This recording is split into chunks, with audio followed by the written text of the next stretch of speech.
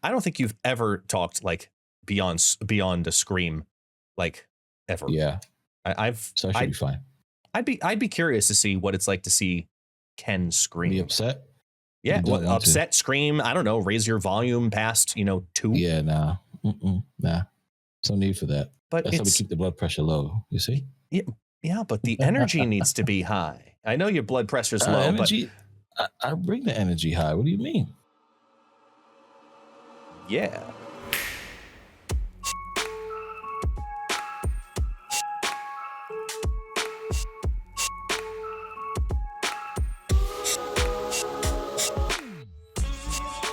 Everybody, welcome back to the Marvel Snapcast Podcast, episode 93, of course. We got a bunch of awesome things to talk about. Before we get into that, my name is Ken, aka the SuperTechGod, and we're going to dive in to some phenomenal topics, starting with, of course, Agomotto. We're going to review that card. We're going to review Esson, or Esson, however you guys want to pronounce it. We have, of course, the new season cards preview, and then we have what other cards will benefit from using Banish. And then it's already 3 months, already Q1. What's the best Battle Pass card thus far? And of course, at the end, we're going to talk about the awesome event we did last month, which is the Crown coming back again. And do all those awesome topics with me. Of course, we have the one and only Mr. Epic Sax Party. It's Guest Gaming. Welcome on, and my friend. How you doing? I am doing fantastic. I'm glad did you try to interrupt? You said, "How you doing?" And also with us, yes, like you really went. You don't really care about me. You just have to say it. I did. I just figured I just asked to be nice. All right. And of course, we have with us the one and only ScoSco from Snap.fan. ScoSco, how you doing, my friend? We met back at one of the wonderful Brooklyn events. How are you? Yeah, I think it was the second Brooklyn event. Yes. Those Brooklyn events are great. I love it. I love it. Definitely the mango drinks are always the best there at Brooklyn. They're quite good. So thank you for coming on in. Of course, Sino had some issues he had to take care of. So we are still here doing the episode, and we're kicking things off with the newest card this season, the Battle Pass card, Agomotto. So ScoSco, we start with you. How do you feel about the card thus far? So before you get into that, we do rank these cards a certain way. So we normally go plastic, silver, gold, platinum, and diamond. Okay. Doubles if you want to give it half marks. What so far are you feeling about Agomotto? On that scale, I'd probably say platinum. He's a very good card. But I think what's interesting about him is I've seen some differing opinion. I've seen on social media some of the very top players saying he's not very good and he's totally fallen off in High Infinite. And then I'm seeing some of the players that are still pre-Infinite saying he's so broken they're going to have to nerf him. I think opinions kind of divided on it. Okay, that's fair. Platinum. All right, listen, I love that. I guess, how do you feel about it? I'm probably right around the same page. I'd say he's not diamond, because as long as we're going to have a 4-cost item to play that doesn't have any power associated directly, even though technically there is a way, but there isn't a way to look at that. As long as there's a 4-cost item in there, I can't look at saying in any way that he's going to be a diamond card, because the amount that you get added as benefit, you do have as deterrent. He is very good, especially, if you're a newer player or you're stuck somewhere between the 30s to 80s, I'd say, in your rank. He's a very good card. He's very strong, and he's still something that people are trying. And this happens in the beginning of every new season. He's still a card that many people are trying to figure out, right? Sam Wilson was very much so that as well. People didn't realize how good Sam Wilson actually technically was until about 2-3 weeks in, when they started realizing you just plug and play this guy into so many different decks and he has value for you because of the move every turn ability. Like my favorite 5-cost card, Vision. Being able to move every turn is fantastic. And I think we see that value in Sam that way. But Agomotto, people try to compare him to Nico, where you have these extra things, or Thanos, where you have these extra things. But it doesn't, it's I can't put it in that category because there's no power. being associated to anything directly. And leaving spaces open on the board is opening the door for Clog to really start making a climb back in popularity, which is never a good thing for Marvel Snap.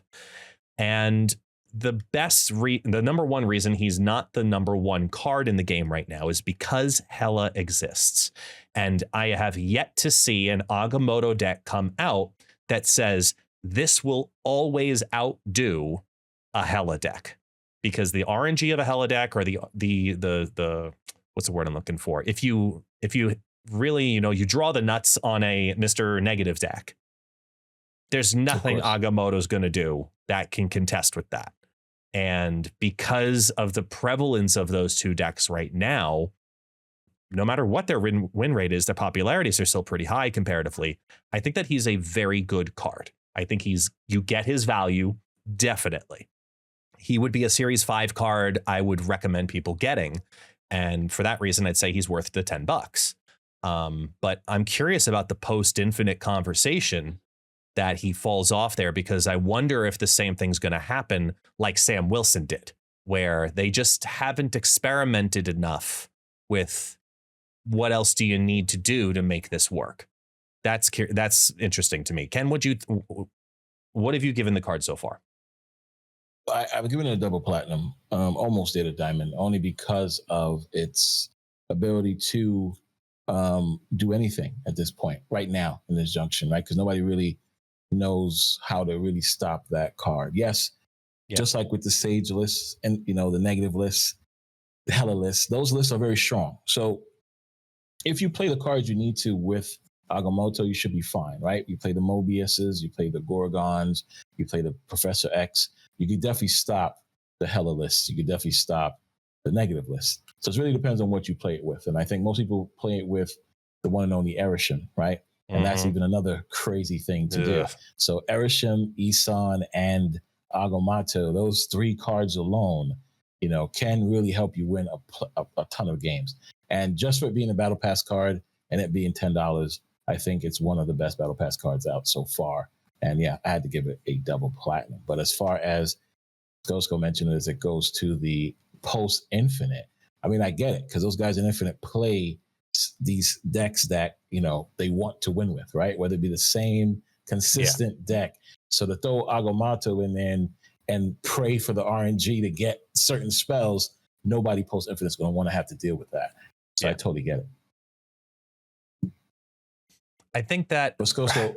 Yeah. Oh, sorry. No, go ahead. I'm going to say, ScoSco, what have they been saying about post-Infinite? Is it because they play those type of decks where they don't want to worry about RNG, or what are you hearing from people on that side of it? Well, there's concern about the inconsistency of the 4 additional cards being added in. Right. But I think the bigger reason is a couple of points that Guest made, which is everything's meta dependent, and we're in a Hela meta, and Hela metas always become, you have to put out a ton of points. I think Agamotto is going to be a star in like a mid-range meta, because he just really turbocharges these kind of mid-range decks. He works great with like Gwenpool and Galacta. But so this just isn't the meta for him. So I think people are writing him off. But I also think he's a complicated card, so he's going to take some time.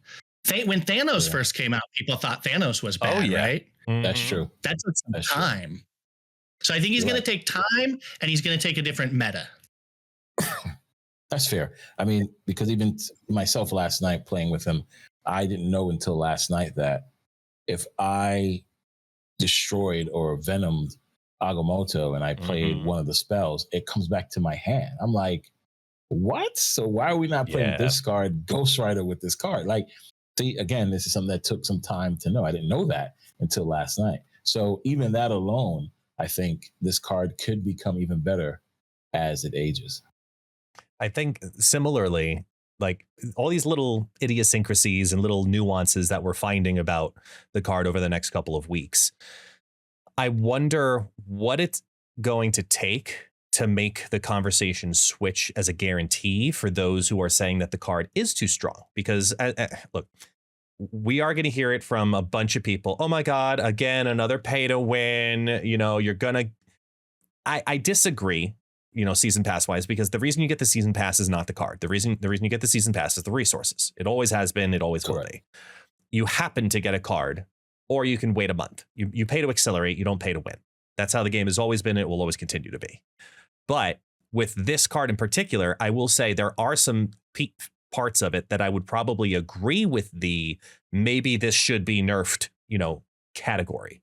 For example, the ability to spend 2 energy and inflict 5 damage and move a card is an incredibly powerful mechanic. And even as a regular 2-cost card, it's like a anti-silk in a way, you know what I mean? Or like kind of Stegron, diet Stegron. Like it's really cool as a mechanic, and especially because you can still inflict and not move it if you play it over in the right lane. And that to me is probably the only one that stood out as, this is a problem. Like, this is the only one where I'd say maybe they tweak that down in the future to -4 at least, at most, maybe, I don't know. But outside of that, it's still expensive to make these other mechanics happen. Like, you spend 3 energy to get 4 energy just on the next turn. You're moving your energy allocation. You guys are doing that? Like, what plays are you doing with that? So for me, being able to gain 4 energy, I like to do that on turn 4 to have the extra energy on turn 5. Because by turn 6, I pretty much know what my end game is going to end up being. Turn 5 is let me supercharge it. I don't like doing it on turn 5. I feel like you lose a lot of value by playing it on turn 5 with a 1-cost or a 2-cost card, when turn 5 is such a critical moment to set up your big shebang, that I would rather set up as turn 5 being my big, like, ooh, now I've set up a whole bunch of stuff. Good luck trying to counter this. Like, that's how I've leaned more into that mechanic. Even playing it on turn 3 to have 8 energy on turn 4. Turn 3 is typically the tech turn for me. 3 is tech. That's where you see your Cosmos, your Red Guardians, your Gladiator, your Zemo, it's normally a drop a 3, drop here. And the only time I'd like to do that is if I have no other 3 drops in my hand. That's just the way I personally play it. Do you play it differently? I do. I definitely aim for turn 3 to use it. So on turn 4, I'm playing Negasonic. If I have priority, Negasonic first, and the Professor X in that same lane. I'm shutting down that lane right away. So that go ahead and try the hell of me. One lane belongs to me, Negasonic, and then Professor X. So that was the reason why I do it early. Depends what's in my hand. So I agree with you. Turn 6 is playing on turn 5 is a little bit worse, because turn 6 you're playing big card. Yeah. And something else. So it's like, I don't want to do it for turn 6. Turn 5 is definitely awesome. So you play on turn 4 for turn 5. But if I have Professor X in my hand and or Negasonic or Luna, I am playing that combo early, and then I'm playing that to lock the lane. So, and then the cool part is you can also move a card that -5 into that Prof X lane. So it's even crazier. I will say though, I think we also play it very differently. And SCO, I'm curious if you do this as well, because every deck I tested with Agomotto did not include Esson. I was not doing ramp. I should make that as a pretty staple of reason for the reason I did my synergies. Because if you're doing ramp, I feel like it's a no-brainer you play it on 3. But I think your deck, if I remember tech, you were playing an Esson deck, right? Yeah, I have 3 of them. One with him, one without, one by themselves. So yes. So the one with him and Erisham, yes, correct. Okay. What about you, SCO? I like your call out of that Negasonic Professor X play. I'm also playing it on 3 a lot to play 2 4s. So I'll play it, and then I'll play Galacta into Gwenpool together on turn 4, and then just drop a bunch of power on turn 5 and 6. I kind of like it on turn 6 too, though, because 4, I think they made it 4 power or energy on purpose. 4 is free images of icon. 4 is a free Shang-Chi. 4 is a lot of good stuff for free. So I like playing 2 4s on turn 4, or I like playing an extra 4 on turn 6. It's so interesting how we go about it so differently depending on the deck. And I think that kind of highlights exactly what we started the conversation on, which is there's so much to figure out about how to play this card, because you're not playing 1, you're playing 5. And how the entire structure of your deck afterwards is then affected because of it is something to note, where I think we just need more time to really hone in on this conversation of for your deck, what card are you looking to duplicate? When are you trying to get the extra energy? And do you need to revive? I think is a safe way to word it. When do you need to revive your Agomotto into your hand, whether it be from your deck or from your graveyard? So I think that's worth exploring a little deeper, but that might be a topic for another cocktail, because I feel like Esson was a worthwhile I want Tech to kind of start the Esson conversation first, because we've been talking about this card for a minute. Yeah, I mean, it's a great card. This is why. But no, I'm with you. And yeah, I agree. I mean, to turn off from Agomotto one last time, I started off with him and Galactus, just to get Galactus out early and then play everything else. So it all depends on how you build your deck when you want to play those spells. But speaking of Esson, which I think a lot of people asked when they came in, is it worth the tokens? Is it a good card? And for me, I think Esson is definitely a double gold in my mind. I think Esson, the decks that I put him in without Erisham, works well because of the card that I didn't like last season, which is Thaddeus Thunderbolt Ross, right? I think that's a perfect combination with him. And of course, it does make sense to go with Erisham, because all of the cards you get from Erisham, he can just pull them on the field, which is pretty awesome.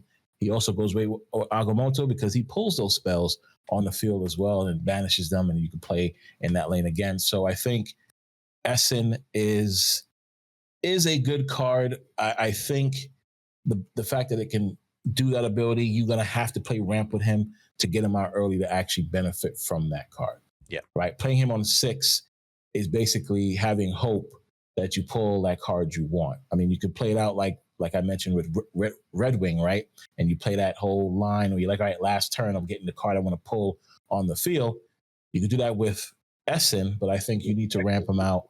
So Luna, Wiccan, these cards should be with him, just so you can get them out early enough, turn 4, turn 5, and at least benefit from those 2 things. So double gold for me. That's what I feel about Esson. ScoSco, how about you, buddy? Yeah, I think double gold is pretty fair. I thought he was going to be good, but he's also exceeded my expectations a little bit. He doesn't feel super clunky. He feels pretty smooth. There's a variety of different types of decks that I've liked him in. I like him with Wiccan, certainly. I've been playing him with like a Redbird War Machine deck that's worked very well for me as well. You got his interest there. Yeah, I got that from Snap Judgments pod, so you can go watch his video and see that one. Okay. I'll DM it to you. But I think that there's a few things he works well with. With Wiccan, you can play him on turn 6 alongside Iron Patriot or Valentina, and he just immediately will pull something. So it's out of nowhere. So he can do some surprise plays. I think he's a good card. I think he's worth the resources. I agree. Guess your take. So for the first 2 days, I did not unlock Esson originally, because I was very close on getting the charms to be able to finally, really truly not have to pay any resources just to get him from the random series 4/5 card.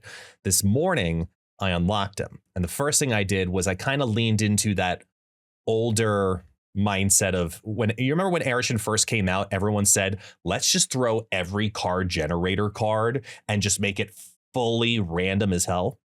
After about 20 minutes this morning, I realized that to me, I think the best way to play him is only with the 1 cost or 2 cost card generators nearly exclusively. I was running it once I realized how valuable Valentina was, which is a sentence I don't think I've ever said before. Yeah, she is. Iron Patriot, of course, is the shinier new toy, but you can't sleep on the fact that it's a guaranteed 6 cost card from Valentina, which felt incredibly strong. I was less of a fan whenever I got super random stuff from Agent 13, but when it was a little more targeted, getting of course, the new White Queen is very, very valuable now. Oh, yes. That was where I was really like, okay, this feels like a better card to play on turn 6 now, because like you said, it's a guaranteed card. It's a guaranteed in your hand, but you're not building your entire game plan around let me ramp this specific card out and then have it keep pulling cards out of your hand. I feel like that's almost going a little too like a Mr. Negative approach or a Silver Surfer approach, where you're building your whole deck around one card. And sure, it's great to ramp it out if you can, but you also then realize when you build a ramp deck, at least the way it felt to me, when you built the ramp deck, normally your ramp deck is you want a lot of big cards and a lot of 1 power, let things happen by itself cards. So your Nebula, your Sunspot, like that kind of stuff. And then you need your ramper cards. So you throw in your Electro, your Wave. And that's basically the construction of the deck. To take out some of those core pieces to have random card generator cards actually felt much weaker to me. And I think that's because you lean so heavily on the needing to get Esson outside for the ramp deck. Like, sure, it can, when it works, it works. You draw the nuts. I mean, it's a great thing to have down, but then you're really dependent on getting the Nick Fury down, for example. And then, okay, you get Nick Fury down. That's great. But that's that game. You got the perfect 3, 4, 5 draw, because you want wave on. To me, when I ran it, you wanted wave on 3, you wanted Esson on 4, and then Nick Fury on 5. Because 1 or 2, you could drop one of the other card generator cards. And that was like the whole structure of the deck, because then it's just like pulling crap down that, throws cards other sides with Madam Web. And like, it just felt like you were trying so hard for so much randomness. And I wasn't as much of a fan of doing the ramp style, but just having it be, here's my big card at the end of the game and a surprise. Then I feel like, okay, turn 3, 4, and 5, I could start doing my other stuff. I could do a little bit of lockdown. I could do a little bit of mill. I could do a little bit of clog. It was like you're bookending the deck with Esson, where turns 1 and 2 are dedicated to get the cards in your hand that are random. And then turn 6 is you want to play Esson. Everything else that happens in the middle, that's where you get to have some creative liberty. So for that reason, because it looks like a package card to me, kind of like Darkhawk. I am going to right now stick with gold, but this is day 1. Little bit of experience playing with him this morning before I did. I was cleaning the house all day today. So like I didn't get a lot of playtime with him, but played a lot against him as well. And I never was scared whenever he appeared on my opponent's side of the board. And that spoke volumes to me. I mean, sound like you like Red Wing a lot. That last turn, pulling something from your hand. I love it. About time. See, there you go. Esson is just a big. Esson's a 1 card package to make that happen versus Red Wing, which takes 2. Oh my goodness! Oh, prove me wrong. Exactly. You just gotta, like you said, take your turns 1, 2, and 3, and put your Madam Webs and things on the board. Come on now. All right, so gold for you, double gold. I mean, guys, you heard it here. Esson is a good card. Don't miss out on it. And as it gets older, I think it's going to be even better. And as we get other cards that generate other cards, it's going to be even better. And my question before we move on is, what would you guys have preferred? Esson pulling a created card out of your deck to the field, or what he is right now? No, do not give the Arishem people more ammunition. That is an awful idea, good sir. If we can't trust, what you would have preferred. I would prefer what we have right now. What we have right now by a mile. Then he's what? Just an Arishem card? Yeah, if he pulls from the deck, he's Arishem, Thanos. Yeah. I think he's better now because he works really well with Valentina and Iron Patriot. What about non-created cards? What about just cards from your hand randomly? That's just busted. That's just busted. If it's just a random it's too card, strong. because now it's a guaranteed extra free card on the final turn. The questions. Dear God, this is why I'm asking the questions. This is why you don't work at Second Dinner anymore, because you come up with these ideas. I wouldn't have said to do that. I'm just saying, would you guys have preferred that? Jeez, I like how he is right now. Like I said, I thought Red was the best card last season. I'm just saying. All right, so let's go on to the rest of the cards coming out this season. And that is, of course, starting off with Starbrand. Starbrand is an ongoing card, 310. Your opponent has +3 power at each other location. Did I read that correctly? I did read that correctly. Your opponent has +3 power at each other location? What kind of madness is this?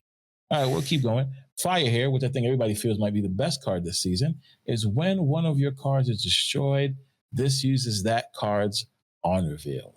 Okay, so we like that a lot. And it's a 2/3. And of course, we have Konu, which does a plethora of things. Okay, we have when discarded, it returns in its next phase.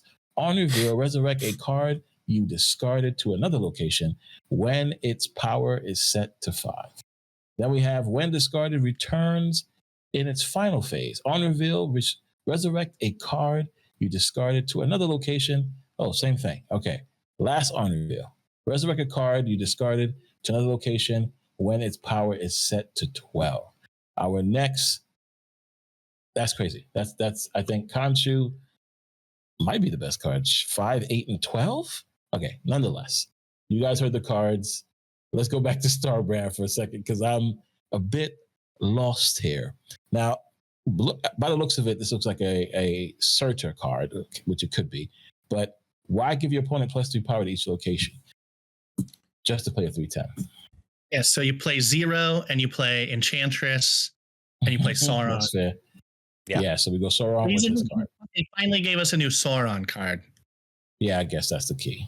Yeah, that makes more sense because why would a 310 just to give +3 to other locations? I mean, granted, if one of those locations is bar with no name, that'd be great, right?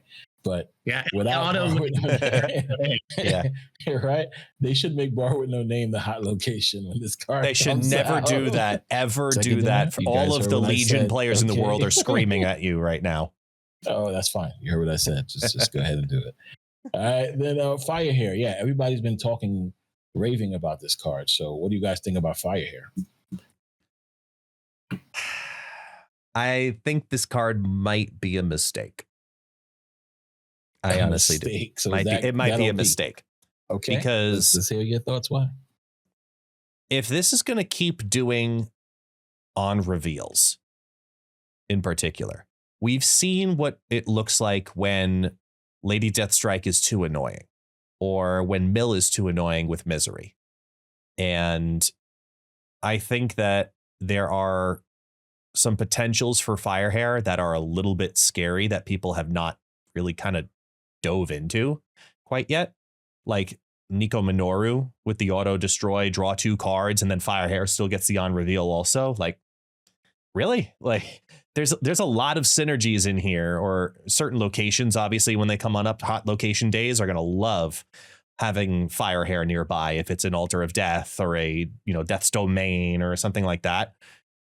Firehair is going to me, seems like it's going to be one of those cards that is a need to have in your collection if you're a flexible player. If you're like a one trick and you just love discard, or you love destroy, yeah, definitely get it. But like, if you love one specific deck archetype and that's what you play the most, maybe not so. But granted, we're creators. We all try a variety of different cards and a variety of different decks and archetypes. So this is a card that's going to have a lot of flexibility because of the featured locations, the hot locations, and as destroy cards come out, and according to the data mines that we've seen on Snap.fan, there are tremendous destroy upgrades coming in the future. So like, I think that there's a very good reason to get this card, not for now, but for May. Because once May hits, you're going to be so thankful to have this card in your collection, because almost every card that season, it seems like, is like a destroy buff in some way. And destroy needs a card like this. This is the first of many upgrades, because destroy's never really gotten a lot of love for the last, I'd say, year plus, like major love outside of X23. That was the first major upgrade that we'd had for it in a while. Agony's a good one too for it, I think. Yeah. Deadpool that specifically. Yeah. I'll give you that. Yeah. But I think Fire has a need to have card. Whether you use it all the time or not is obviously, deck dependent, but I think this is a need to have card because anything that's going to get ability duplication for so cheap, yet alone on delay, where you could just plop it down and leave it alone, and then later on it makes things happen. That's really cool to me. But only one time, though. It doesn't say that. That's what I was asking. So you mean to tell me this is going to happen every time you destroy a card that does it on reveal? Mm-hmm. Mm-hmm. That is bananas. That is not. Did so anybody if you confirm have that? Man, Hood, and then you misery them, it'll do both of those. Mm-hmm. I'm sorry. Okay, it will do both. Okay, and then if I destroy the card the next turn, it will do it again. Mm-hmm. This is bananas. I think. See now you see why I think it's a mistake. Because are we not thinking of cards like, what's this card name again? Zola hitting like a Black Panther, and this card just triggering itself up and up again. Am I because this crazy? If Zola hits Black Panther, Firehair goes from a 2/3 to a 2/6. Wow. Okay. All right. So even Zoloing the card that has the honor veil, she will re-trigger.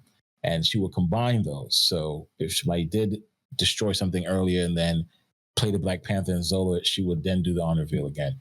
That's amazing. This card is top tier, guys. I think even more so. What's even scarier is the idea of you Zola the Firehair. Yeah, there you go. Yeah. Wow. All right, I'm done.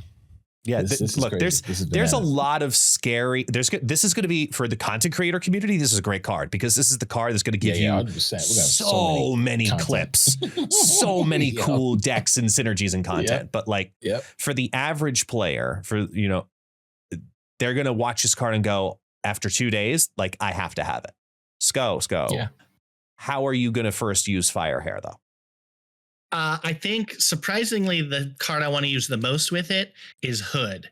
There's so many ways where you can get 3, 4, 5, 6 demons in your hand with this card. Fair. Oh, Bounce is gonna love it too. Jeez. Okay. I you know what my head's going. I mean, with Misery, it's crazy, and like Guest said, it goes really well with the May cards. If it doesn't get nerfed before May by then, that's true. It's gonna I can't imagine this card doesn't get added on with a asterisk of once per turn at some point, because week 1 we've got to break this card. Like, this is we will. Think you want an even scarier version? I'm thinking, yeah, Joaquin. Yeah, you're right. Think of all those ones that you then, because you can play Misery on that lane and it won't not do that again, because it won't destroy the Joaquin. You play Victoria hand, and then you just play down 6 demons on the last turn. Basically, yeah. There it is, and game over. That's crazy. Because you can play it out of order, which is the best part. I'm gonna leave this card in the lane by itself, Namora, Galactus, and then probably play Misery on the last turn, and then try to buff this card again and have it Galactus. That's gonna be fun. There's fun shenanigan type stuff you can do. Oh yeah, that's gonna be fun. Oh man, all right, guys. So yeah, you guys heard it here first. Get Firehair. All right, don't get any other card. If you only can get one card this season, Firehair is it. No. I wouldn't. All right, well, there's an argument to be made for Khonshu as a stronger card overall. Yes. So let's hear it. What's your take? Yeah, so I look at Khonshu and I think about the idea that this can bring not only just, bring back cards, but it can specifically add power to cards. And this is going to change discard players' strategies drastically, in my opinion, because it's going to, to reiterate, this is a 3-part card. It starts as a 6/5 When it's discarded, return its next phase. On reveal, resurrect the card you discarded to another location with its power to set to 5. So you can get this to discard. You could decide to play it. If you discard it multiple times, you're changing the final power level of whatever that card is. So Silver Samurai Iron Man says, hey, how you doing? Can I get a 512 Iron Man? Great. Yeah. That'd be awesome. Thank you so much. You know, like there's a 012 Iron Man. Sorry, 012 Iron Man. You know 12, what I mean? Like, yeah, because it'll just plop it down here. That's a scary combination. You know, Gore, all of these low power cards where Gore is going to be fun. Even Sage, bringing back a 3/8 Sage is a big deal. You know, just having that drop on down is a big deal, because this is a card you want to destroy as many times as possible. And then, unlike Apocalypse, you want to play this card on turn 6, which is so fun, in my opinion. It's a secondary backup plan, you know, like it's very cool. I think this card, with a little bit of time, is going to be the new best version of discard. I really do think so. That's going to be great. Yeah, I think Khonshu is going to make his own new discard archetype centered all around him. If you discard him twice, it's good. If you discard him 3 times, though, he's gone forever. So you got to discard him exactly twice to get the benefit. Come back as an 8, then a 12. I got you. Right. He's a 6/12 by the very end of it that you want to play down, and then it resurrects one of the 2 cards, but with certain timing or certain targets in particular. Anything that's got 12 power is going to be good. Let's be honest. Yeah, Iron Man and Gore, I think, are the best targets. I think the card that makes Khonshu have potential to me is one that we haven't mentioned, which is the first Ghost Rider, which is the card we're getting out of High Voltage that discards the lowest power card from your hand. So Gore or Iron Man. I think without first Ghost Rider, I'd be pretty skeptical of Khonshu, but with first Ghost Rider, I think he's going to be pretty good. Yeah, it's what I like about the first Ghost Rider in particular is a 2/5 versus Silver Samurai, which does it to both players, and it's a 4/5. So I think that strength, you know, very, very similar to what you're saying. It's still a 2/5 no matter what you do. Like, this is a good 2/5. Drop it on down, and that's going to hold a lot of value for Khonshu as it comes on down in the future. It's like giving Hela another alternative, which is even scarier to me. Like, if you don't get Hela by turn 6, don't worry, you've got your Khonshu. And I'm not quite okay with that.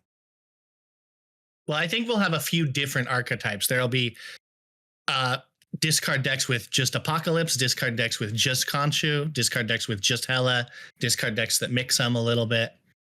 I think he's going to shake up that archetype in a good way. Yeah, I think, because granted, we all know that there are a very adamant discard players out there in the world. They're a very passionate group of people, and we learned that with the location debacle of you can't discard cards. I think the discard community is very underappreciative of what this card is going to do, because right now you've got Dracula APOC, I think is, you know, classic version 1. Then you've got your Swarm Bullseye version. And then you've got your Black Bolt package, which can go into anything. And that, I mean, that am I wrong in saying that that's in Drac Dump? Maybe you could consider discard, kind of, sort of, but like that's basically it. Oh, yeah, Hela, yeah, but we don't talk about Hela. So that's basically basically it. And now we're giving to me, it seems like it's an even stronger tool to the discard grouping. That I agree with you, ScoSco, that it is going to be its own archetype, but simultaneously, I feel like this card is going to have an out plan for a Hela deck, and that's to me, that's scary to give another strong out plan to it, without needing to rely on like a Ghost Rider, which no one ever wants to put into a holodeck, but many people do if it's a Black Knight version, for example. I don't know. I think this could contest for being the best card of the season out of everything, but I don't think the best card. Going in that same breath, Starbrand with giving the +3 to the other locations. There's going to be so many ways to mitigate that.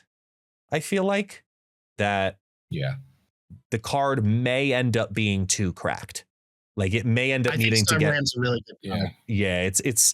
It's total value, quote unquote, on the board is only quote unquote a 3/4, but simultaneously, I feel like it may have to move up to like a +4 at least, depending on what it is, or drop it down to a 3/9 or so. I don't know what it's going to take. I'm a little scared for how people use this card because I don't think it's a Surtur card, as weird as a thing as that is, with it being a 3/10, because Surtur's new version with the +2s, I don't think it cares as much about getting the cheaper 10 as it used to, even though this does open up exclusively Scar plus Starbrand on turn 6. Even with that, I think this card's going to end up in too many decks. Yeah, Sauron for sure. You replace Typhoid Mary if you need to in that deck and throw this in there now. Oh yeah. Mm-hmm. I mean, that's what definitely. Right? So I mean, yeah, I think for sure Sauron, or you add it, right? I mean, that's the best thing ever. Yeah, because I think Sauron's decks, where we had Red Skull, we had Typhoid, we had Zero. The new Lizard loves it. Ebony Ma. Say it again. New Lizard loves it. Yeah, so I think. Yeah, so I think this is definitely Sauron. I think the card that benefits most from Starbrand is Enchantress. Enchantress is sometimes hard to justify putting in your deck as a tech card because it's not hitting enough. But once we get enough beneficial targets for yourself that you can just play Enchantress in your deck with the new Lizard that just got buffed, Starbrand, maybe Typhoid Mary, maybe Red Skull. I mean, maybe it's not even a Sauron deck. Maybe you just play Starbrand Enchantress because we're in an ongoing meta. I just think he makes Enchantress a more intriguing card. Yeah, we'll see what happens. Yeah, listen, I think it's going to be fun. Either way, this season is stacked up to be one of the best seasons in Marvel Snap in a long time. All right. So on to that, Banish. What other cards did you guys think can utilize Banish? I know we've seen Yondu do it, change to Banish, which really took him out to destroy decks. And he's way better now. Well, he's staying in Mill. That's where he belongs. I feel another card that could benefit from this, back to what I mentioned before, would be Zola.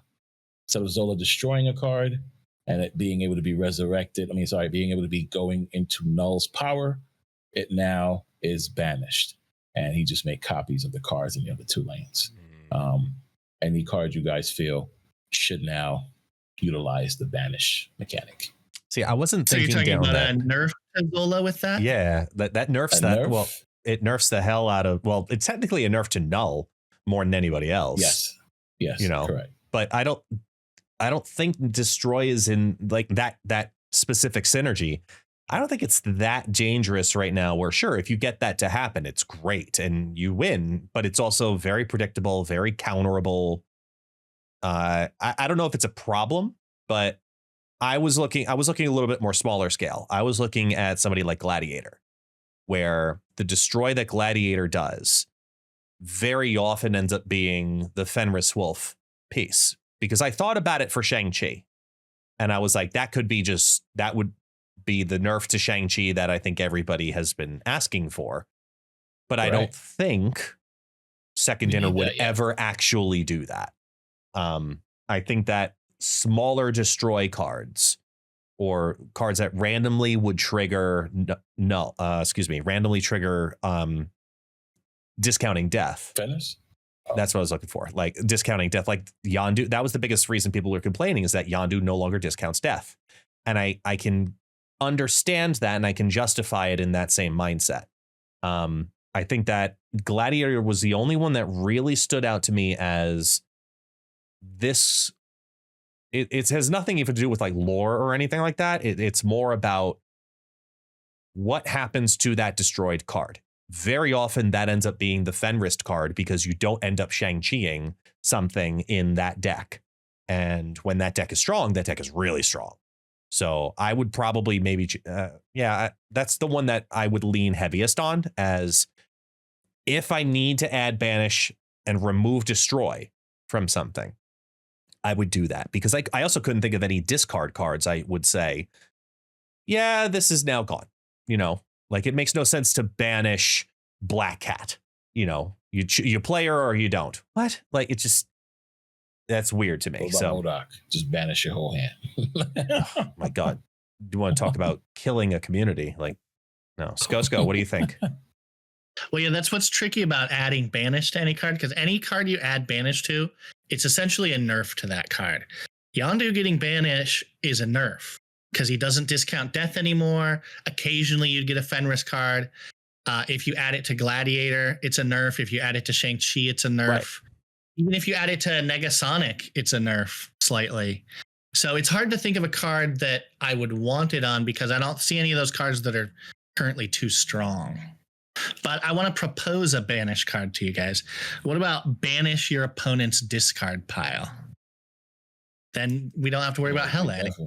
We're playing Yu-Gi-Oh right here, and I love that. As like a OP. I think as an ongoing. Well, I feel like you'd have to. The only way I would see that working is have it be an ongoing ability for a very high expensive cost that also includes Destroy. Because if you could banish the Destroy and discard piles, now you're hitting both packages at the same time. And then the tech card, I feel like, is more justified. I feel like that's like a 5 cost ongoing tech card. What about a lower cost activate? Well, then you just activate it the next turn, and then they're banished, right? Well, you have to be careful to hold it until Hell has discarded everything that they're going to. You know, I mean, the second unless if you Red Guardian the second it's dropped, you're retreating. So I think that's a 1 cube loss type card. I don't know if I would rather see the game play out more. And I think that if I'm thinking like a developer in that sense, you want them to have the play experience. You want them to get through as many turns as possible in every game. You don't want them retreating turn 1 because there's a 1/1 activate card being dropped that literally destroys your entire game plan if you don't have a counter for it in your deck. I would want to. It's kind of like Sandman, right? If a 2/0 Sandman dropped down, that shit would suck and people would hate that version of it. I think that they would want a card like that to banish, to move all the banished cards over from Destroy and Discard into Banish. Yeah, that's a really cool idea. I like that as a tech card, but I only like it as an expensive tech card, like a 5 cost, or maybe even 6. What about Killmonger? So now if you want to... His name is Deadpool Monger. Yeah, well, banish Monger today. I mean, if you want to get your Deadpool buff, you're gonna have to try something else to kill it, not use Killmonger, and also banish your opponent's 1 cost cards. No, too much, too crazy. I think that that's too crazy. I think that's way too crazy. I mean, I don't think the Deadpool Destroy deck in its current iteration, in its strongest iteration that exists currently in March of 2025. I don't think it's a problem. I think it's a deck that is predictable. Its play lines. Did they destroy an extra energy for turn 7? Are they playing that plus null, that plus null plus death? Like, you have 3 options. You know what it is. Like, it's not a problem card to me. Totally fair. Destroy wise, like banishment. Like, I was trying to get cheeky in seeing if there was some weird way that we could see some like 2 specific target card synergies that have like lore attached to them in some way, like Odin and Thor. Like if you play Odin and Thor's on, you're playing Odin for your Thor, But if for some reason your opponent happens to have a Thor, it banishes that Thor. You know what I mean? Like little things like that, I think would be nice little fun flavor pieces they could add on in. Now that they have extra room, given the extra, question mark text, like that to me, I think is cool. Where if it was like a bonus ability, okay, I would be cool with Banish being added in that instance. Like Odin, if Odin is played on turn 6, Hela is banished from your opponent's card, deck, board, state, whatever it is before activation. Like that's cool. A fun like imbalance patch. You have a set of rivals. If your opponent plays your rival, your card is banished. Right. That'd be fun. I like that. I would like that as a banish mechanic. I think it's just a unique, like you said, it might be an imbalance patch, but I could also see it being a fun way to implement counters given different metas. I agree. I like that. Remember, we had Gore, destroy all 6 costs no matter where they were when that was data mined a long time ago. Oh my God. Gore start banishing some 6 costs. Do we need to ask for that version of Gore back yet? No, we do not. I mean, that was interesting. But that was I was wondering how they were going to pull that off. That would have been bananas. That would have been a Hela's favorite card ever. But nonetheless, we are now in almost the end of Q1 at the end of this month. We already had 3 Battle Pass cards, 3 seasons of Marvel Snap kickoff. What do you guys think is the best Battle Pass card thus far out of the 3 cards? Sam. Not even a question. You think Sam's better than Iron Patriot? By a mile. Ooh, that surprises me. Because I was gonna say Agamotto's good and Sam's good, but it's Iron Patriot by a mile. Yeah. Wow, that's a tough one. I think he's a total game changer. I think he changed how to play the game. Yeah, I love Iron Patriot a lot. I think Iron Patriot, to your credit, Iron Patriot 100% changes active game plans more than any other card. But I think the diversity and the implementation of getting an automatic priority on turn 1 via Sam Wilson, unless if it's a Sam mirror and then it's back to a coin flip. I think that holds a lot of power. I think we see a lot of strength in being able to move a card on every single turn, whether you're buffing Sam or not.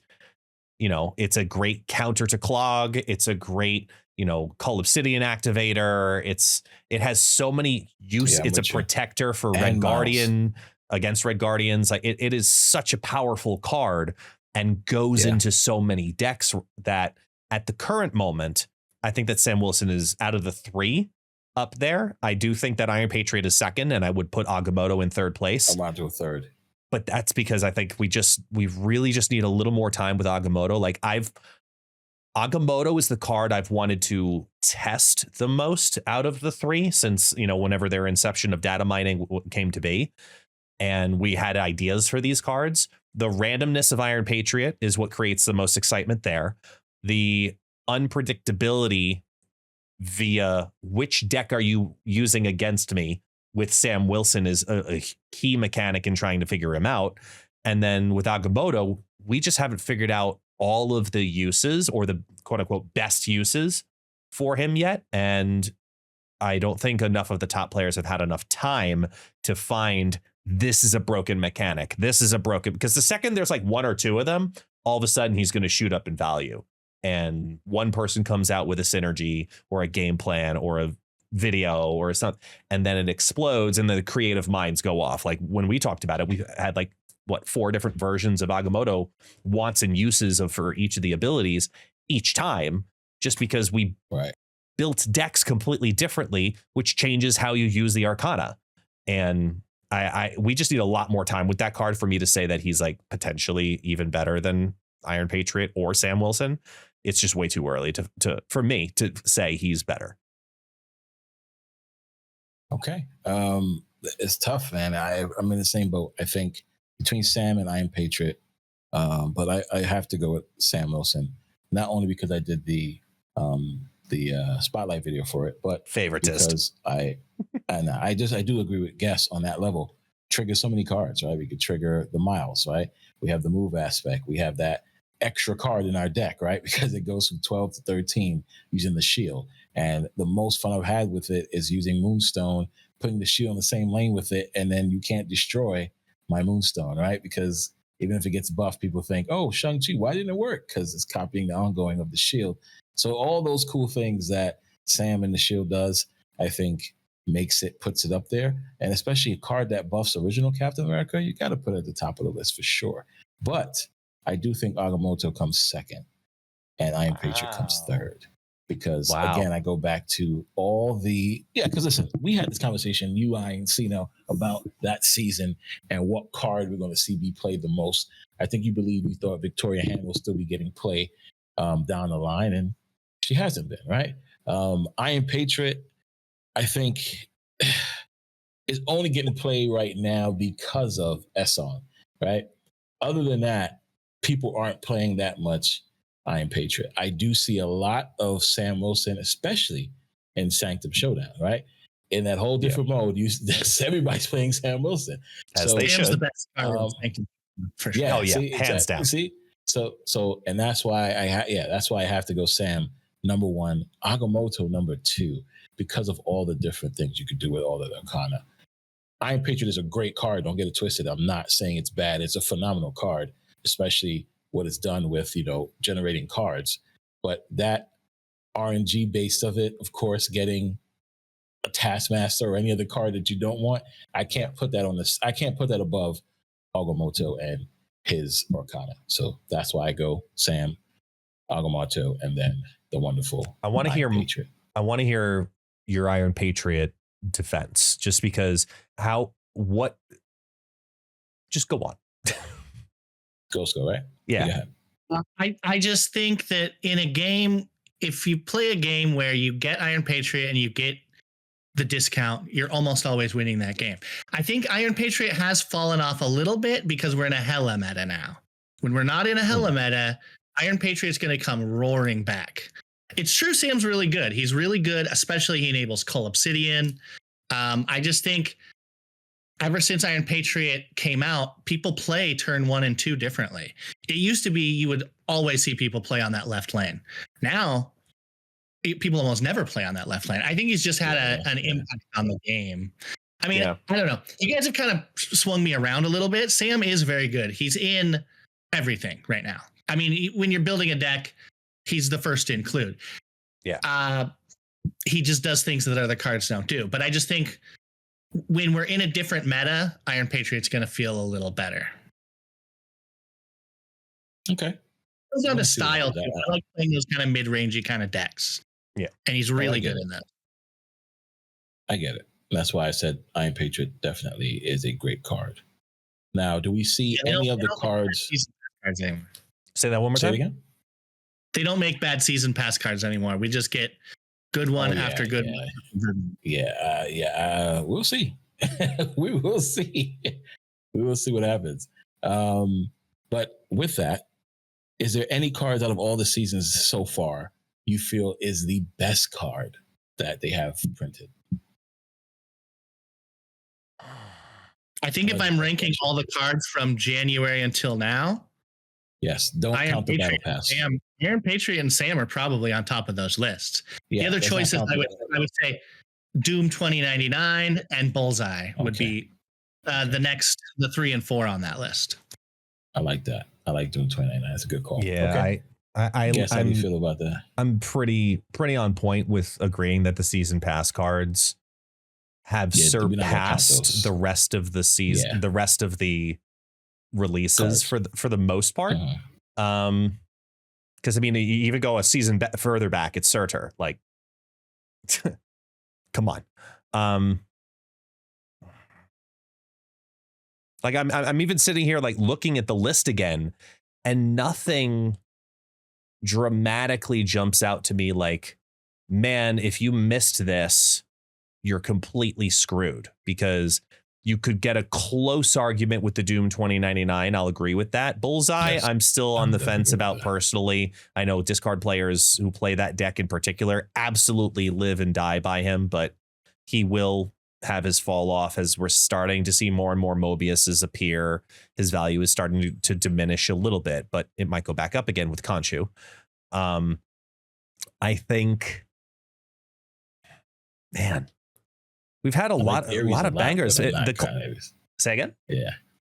I like Ares a lot too, but I can't. Yeah, Ares was really good. Ares is fun, but I think we also over enjoyed Ares because of the prominence of Surtur.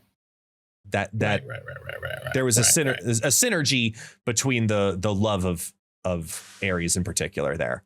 I'm probably gonna say the closest would be Doom 2099. Like it's just become such a strong staple to have as a package in a couple of very strong decks, whether it be Erisham, whether it be just putting Doom 2099, insert 5 cost card here, Dr. Doom as a package. Like it's really a strong card, a very strong card. But that was December, no? Was it? Yeah. Oh yeah, you're right. That was the Rivals season. You're right. That was December. Yeah, that was okay. So that doesn't even count. You're right. Yeah. No, that was the season before. I just realized. No. You're right. I'm sorry. It's all blurring together. No. You're right. All right. Listen, I agree with you guys. So then you got to remove that from the conversation. Shit. Yes. That makes it really slim pick things. January to now, the season pass cards are great, but like Victoria Hand is a good card that's going to come back eventually, but you wouldn't say she's one of the best cards. Honestly, same with Bullseye. It's really, you got to pay your $10 to get those season pass cards. Well, no, I agree. Without the season pass, though, any of the cards you guys feel are great. I mean, if we go down the line, like you said, Bullseye, Joaquin, Diamondback, Moonstone, Red Wing, Thaddeus, Victoria Hand, Esson. Like, I don't know. It's tough to pick one of them. They're all playable, but I don't know that one stands out to me. Bingo. No. It would have to be Victoria Hand probably if I had to make a choice. And do you hear yourself when you say that though? Do you truly believe that? Diamondback. It's Diamondback's good. Yeah, Diamondback is very good. Won me some games that I was very surprised about. So between her and Victoria Hand, I would have to if I had to pick one. Laufey, Laufey's cool. Cards count, but they're okay. Yeah. So, what makes that's a tough one. See, now Past Guest is actually very happy right now. Past Guest is very, very happy because Past Guest was asked last week what was the best card of the season. And Past Guest said Diamondback, minusing the season pass. And Past SuperTechGod was mad at him Red Wing. Because he said Red Wing. Yeah. And then now current guest is smiling ear to ear when asked that question over the scope of the whole season and the past. And Tech forgot the card even existed and said Diamondback was the best card of the last 3 months. But so you know what? I'm very happy right now. Diamondback did some things that surprised the shit out of me. That's the only reason why I'm calling her name. She won me some games. I was just like, I didn't know she could do that. Mm-hmm. Diamondback is a very dangerous card. Dangerous when it comes to winning a lane. So I totally, Past Tech now knows. I'm letting him know right now. Diamondback is crazy. Yeah. But between those two, I ain't handle Diamondback for sure. And of course, we're going to end things off with last month we did a phenomenal event over on Power On Gaming that was casted by Sino, Parry, myself, and Binks, called The Crown. And the way it worked was everybody could sign up, $500 prize pool. We had everybody play 5 rounds on the first day, and then we had top 8 all the way down to the championship where our wonderful champion, how do I pronounce his name? Scott, is it? Come on, you can do this, man. I got you. I got you if you need it. Yeah, I got it. Scotta. I was literally about to go just to like get the reminder in there, but yes, Scotta, my guy. Scotta, shout out to you. You won. That was a phenomenal breakdown. Yes, you made Surtur one of the best decks that month. Even though it was becoming a good card, that deck was just phenomenal. Throwing in, of course, you had Cull, you had Crossbones, Atuma, Arrow. Like that was just crazy. Rest in peace, Arrow. On top of all of that. Yeah, I know. Yeah. Aries on top of all of that as well with Zabu, Hydro Bob, and everybody else. Yeah. That list went undefeated all the way through from the Saturday games all the way to the top 8. And it was an honor, me and Binks casting your match. So we're having the Crown Part 2 at the end of this month, March 22nd and March 23rd. And the rules, it'll be a little different this time. So before we banished Erisham, how we can use that word banish. Look at that. Hey. We banished Erisham. Now we're going to allow Erisham to come out. Erisham and all his wonderful sibling, Esson, will be allowed in the tournament. But we are going to do open deck lists, so people will have to submit decks. And because Skada is our current crown champion, he will move on automatically to the top 8. So he will be number 1 facing against the number 8 seed on Sunday. All right. So it's going to be a fun time. Cannot wait for that. It's going to be very entertaining. Make sure you guys come and hang out. If you guys want to play, we'll have more information going out later this week. How do you guys feel about the crown? Did you guys see it last time or see the last match? Let me hear your with the crown last time, I will say I'm curious to watch this version that has Erisham now allowed in it. Not because I want to see Erisham decks, because I want to see how many people opt now to choose Erisham because they couldn't last time. Because I still believe that in a competitive format, in a tournament format, that unfortunately he is the best deck to go in with right now. I really do believe that, which is why one of the reasons I absolutely detest the card as a competitive card, because half of the deck is completely random and completely unpredictable every single time. Even with Gorgon existing, even with Mobius, still think it's going to be better. I still think it's the best competitive deck. And if I had to make a prediction right now, the deck that will win will be an Erisham deck. I'll put 5 subs on it. Like, I would bet you that the deck that wins, no matter who it is, I don't care who, the deck that wins will be an Erisham deck. And that's the thing I want to see the most, outside of, the curiosity of what the competitive scene looks like in a tournament setting. I'm curious to see the Erisham play, as weird as that sounds. Let's go. Right. What about you in the competitive world? I haven't really dabbled with the competitive world much, but I love your commentary teams. I love watching Sino and Perry commentate. They're so high energy and really good. Agreed. And Bing's so good at it. He's like a professional commentator. Yeah, totally agree. And we had 75 people sign up last time. That was the amount of people that actually played on day 1.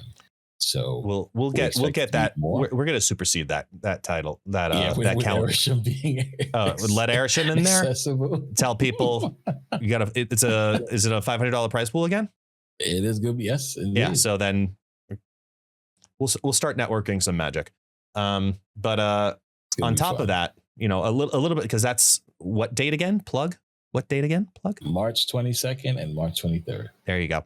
So in the more recent future, ScoSco, what's going on over on the Snap.fan side that by the time that this podcast released, because this releases on Fridays, for those who also don't know, the whole background of you and SnapFan, why don't you give a little bit of context of how you evolved into SnapFan, and now because you've been doing articles that people don't realize that they share, but they know the name ScoSco. And this is not necessarily, a fault of advertising. This is oh shit, I've read this, or wow, this guy has posted this before. And a lot of people are just going to start to get to know you from a different perspective here. So talk to us a little bit about SnapFan, what's about to come on out. What do you want to plug?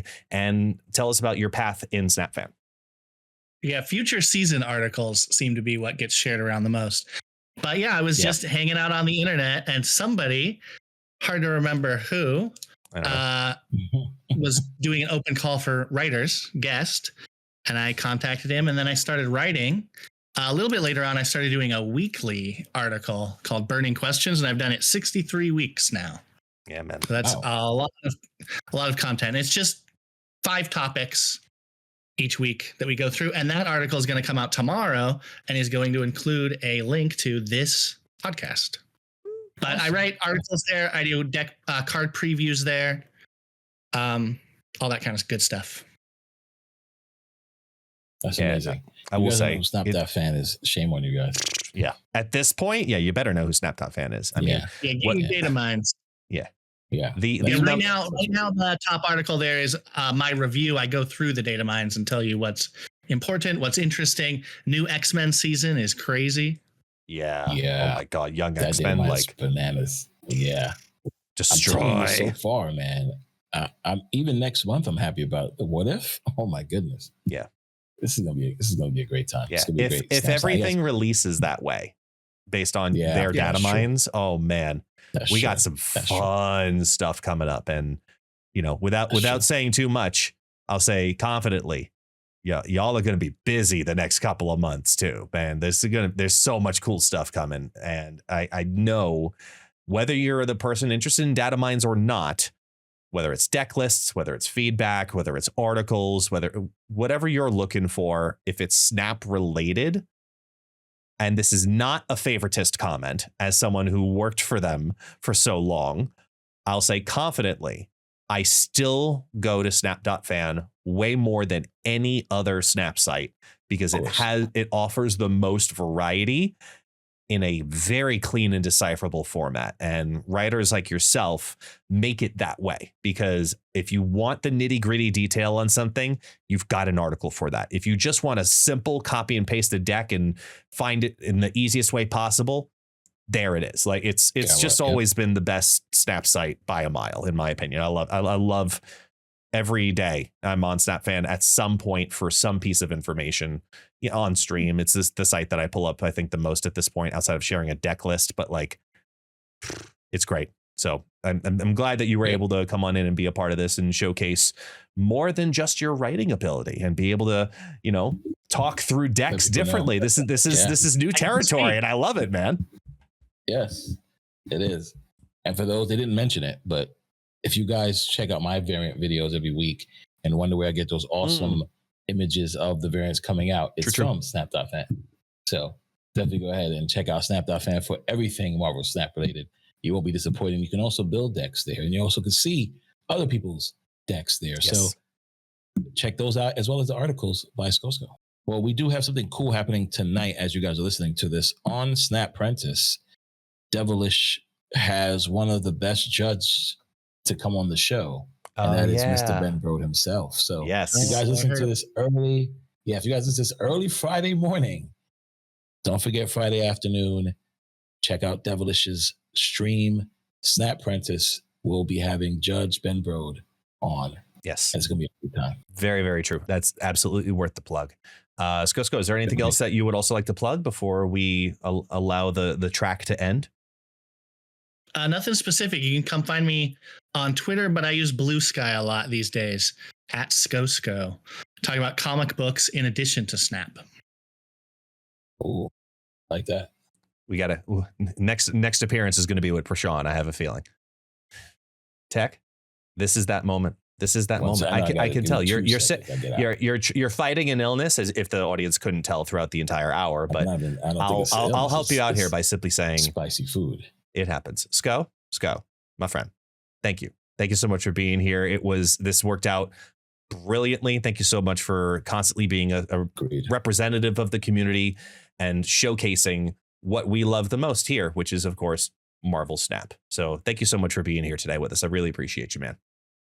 I appreciate it. You guys are the best. Thanks for inviting me. Thank you for being here, my friend. I definitely second what Guest says. And again, thank you for even coming out to Brooklyn and supporting the local, competitive scene. That was awesome of you. Really appreciate that too. And that, all right. I think should we pretend to be Sino and say goodbye, or should we just let it go out organically and play the music? And I could put his face up there if you want. It would the top 5 best snappers in the world. There we go. Sino. Because I snap that hot fire and I rep that power on and Snap.fan all day. Peace, everybody. It's summer down here, so my fan is in the other room with the family right now, and I am dying. I miss winter. I miss winter feelings. Yeah. I'm ready for winter to be gone. Yeah, it's about that time now. Jeez. I haven't had winter exist in like 5 years, man. Come to New York, you'll be out. This is true. Yeah.